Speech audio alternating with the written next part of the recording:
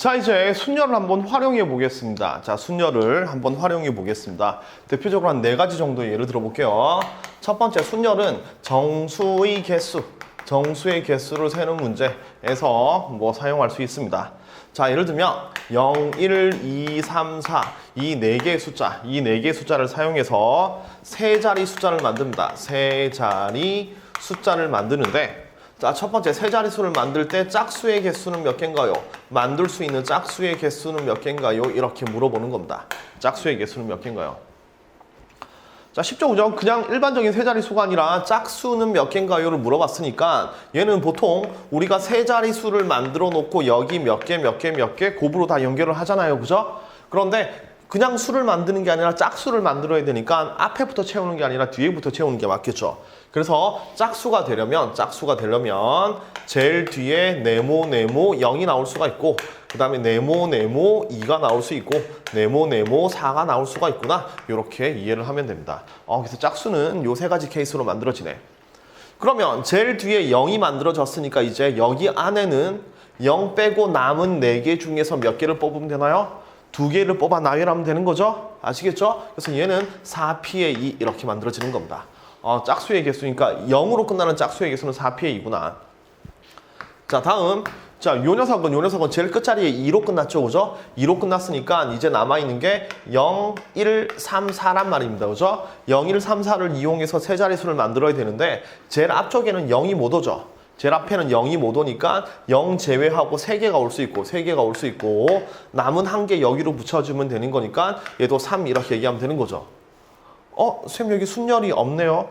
그렇죠, 순열이 없습니다, 그죠? 사실 이것도 뒤에 0 빠졌으니까 4개, 3개잖아요. 그러니까 4 곱하기 3으로 쓰는 게 더 깔끔하죠, 그죠? 4 곱하기 3으로 쓰는 게 깔끔합니다. 그래서 이제야 고백을 하는 거지만 경우의 수를 계산할 때 실제로 순열을 쓰는 경우는 거의 없어요. 팩토리얼을 쓰는 경우는 되게 많습니다. 팩토리얼을 쓰는 경우는 경우 많은데 순열은 거의 안 씁니다. 근데 지금 순열을 배우는 과정이니까 억지로 한번 순열을 쓰려고 얘기를 하는 겁니다. 아시겠죠? 자, 얘도 끝자리에 4가 나왔으니까 남아있는 숫자가 0, 1, 2, 3인데 제일 앞에 0이 못 오니까 얘도 3 곱하기 3으로 만들어주면 되는 거죠, 그죠? 따라서 요 3개를 모두 다 더해버리면 합의 법칙입니다, 그죠? 더해버리면 전체 짝수의 개수 나옵니다. 4p에 있는 4, 3, 12가 되는 거고 9 더하기 9 이것도 18이죠, 그죠? 따라서 답은 30가지 이렇게 만들어주면 됩니다. 자, 그래서 그냥 쭉 다 나열해서 쓰면 되는 겁니다. 순열을 몰라도 얘는 순열을 몰라도 푸는 데는 아무 지장이 없죠, 그죠? 그래서 짝수의 개수는 총 30가지 이렇게 쓰면 됩니다. 30가지. 자, 두 번째 세 자리수를 만들 때 30번째, 30번째로 작은 수를 구하세요. 번째로 작은 수를 계산하세요라는 얘기입니다. 자, 그러니까 요거 숫자를 만들 수 있는 전체 개수가 있는데 그 중에서 몇 번째로 작은 것? 30번째로 작은 것. 30번째 작은 순서로 나열할 때 30번째 수를 구하세요라는 얘기입니다. 자, 30번째 수를 계산할 때 뭐 이런 것도 열심히 그냥 일일이 다 센다라고 생각하면 돼요. 자, 그래서 제일 먼저 생각할 수 있는 게 제일 앞에 1이 들어오는 숫자입니다. 1이 들어오는 숫자. 그럼 제일 앞에 1이 온다면 남은 4개 중에서 2개를 뽑으면 되는 거니까 제 100의 자리 숫자가 1인 숫자, 이게 제일 작은 거잖아요, 그죠? 100의 자리 숫자가 1인 숫자의 개수는 남은 4개 중에서 2개를 뽑으면 되니까 4p의 2라서 얘는 12개 이렇게 만들어줍니다, 그죠? 12개. 그 다음 2로 시작하는 200으로 시작하는 것도 마찬가지로 4p의 2라서 12개가 되겠죠, 그죠? 12개가 되는 거고 3으로 시작하는 거는 요거 더하면 12개가 되는 거죠, 그죠? 그럼 얘는 요거 3개 더하면 30개가 넘어가니까 30번째 수는 제일 앞자리는 3으로 시작한다 이렇게 생각할 수 있겠죠, 그죠? 그래서 3으로 출발하고 그 다음 번을 살펴봐야 되는 겁니다. 자, 그럼 3으로 시작해서 제일 작은 수는 뭐냐면 3, 0으로 가는 겁니다. 그럼 3, 0으로 간다면 숫자가 3개 남았으니까 3, 0으로 만들어지는 숫자는 3개가 있겠죠, 그죠? 그럼 여기까지 더하면 24, 27개가 되는 거고, 자, 그러면 3으로 출발하고 그 다음 수는 1이죠, 그죠? 10의 자리가 1에 오고 마지막에 올 수 있는 게 3가지니까 여기까지 더하면 딱 30개가 되는 겁니다, 그죠? 맞죠? 따라서 30번째 숫자는 3, 1로 그러니까 310으로 들어오는 여기에는 가장 큰 수가 들어오면 되겠죠.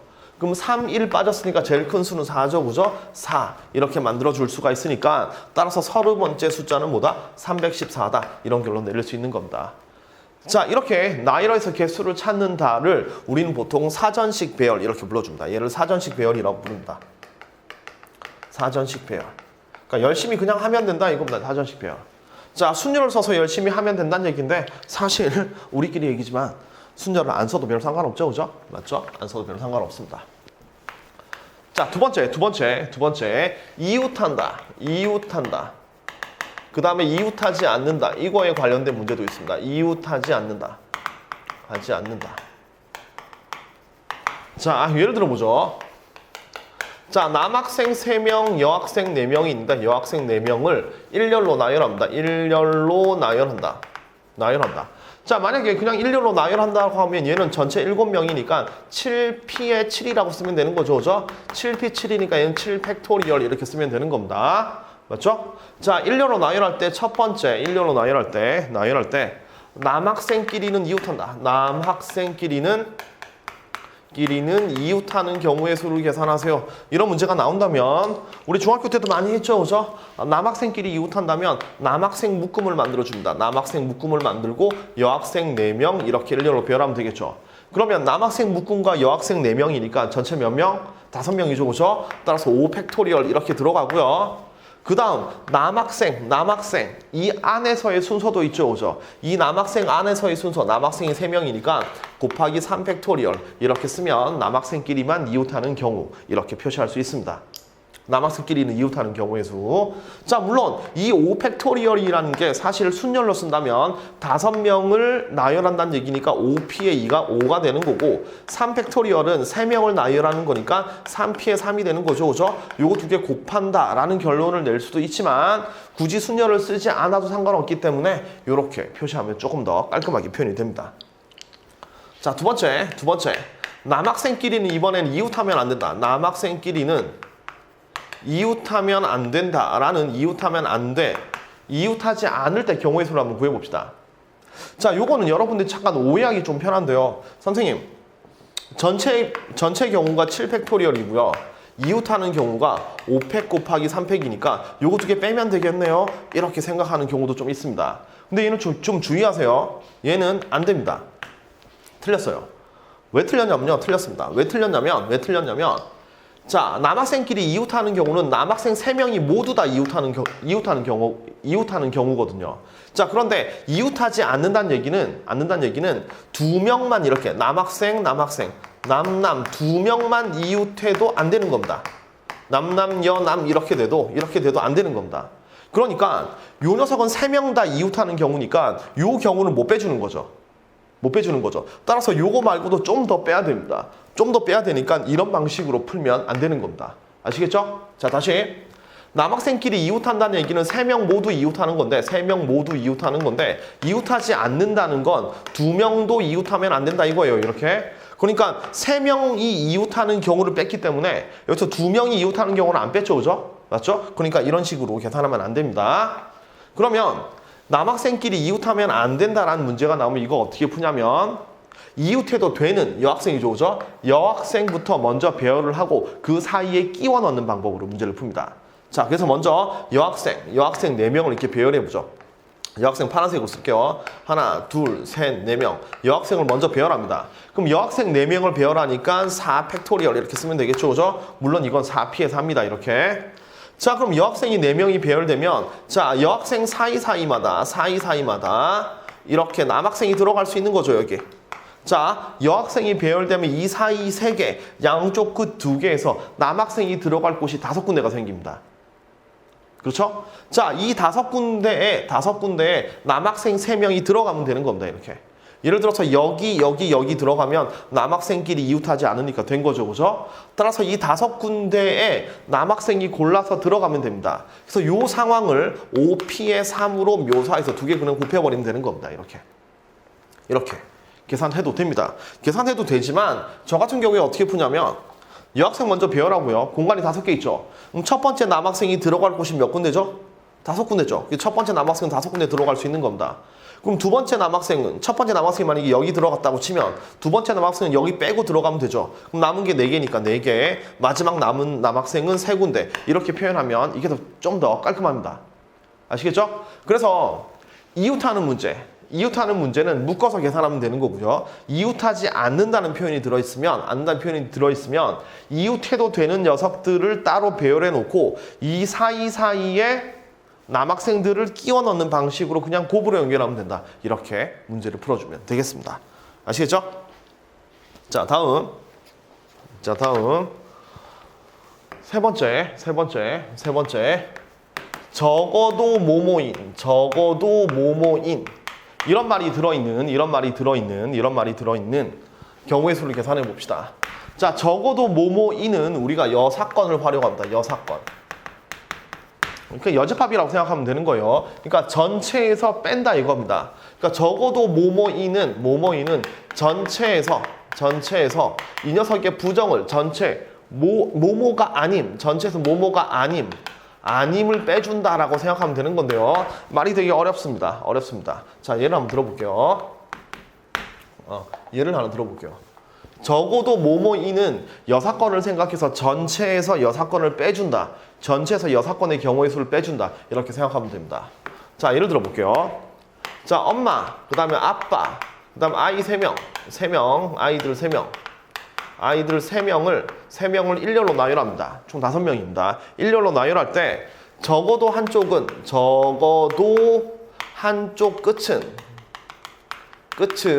부모님이 오는 경우의 수를 구하세요라는 문제입니다. 그러니까 5명을 일렬로 세우는데 적어도 한쪽 끝에는 부모님이 와야 된다 이런 얘기죠. 자, 그럼 자리를 하나, 둘, 셋, 넷, 5개 이렇게 마련을 해 놓으면 자, 적어도 한쪽 끝에 부모님이 오는 케이스는 전체적으로 한 3가지를 생각할 수 있죠, 그죠? 예를 들어서 여기 부모님이 오고 여기 안 오는 케이스가 있고, 그 다음에 여기 앞에 없고 뒤에 있는 케이스가 있고, 그 다음에 둘 다 있는 케이스 이렇게 되겠죠, 그죠? 그래서 요 경우를 다 따로따로 구해서 더해줘도 되는 겁니다. 알겠죠? 자, 그런데 요 녀석의 반대, 부정은 딱 하나밖에 없죠. 둘 다 안 서는 경우입니다. 이렇게 양쪽 끝에 부모님이 둘 다 없는 경우입니다. 그래서 요 경우만 구해서 전체에서 빼자 이런 아이디어를 내는 거죠. 아시겠죠? 그래서 적어도 모모라는 말이 나오면 여사건, 여집합을 생각해서 전체에서 뺀다라고 생각하면 됩니다. 아시겠죠? 그래서 얘는 적어도 한쪽 끝에 부모님이 온다의 부정은 뭐냐면 양쪽 끝에 부모님이 오지 않는다 이거거든요. 그래서 전체에서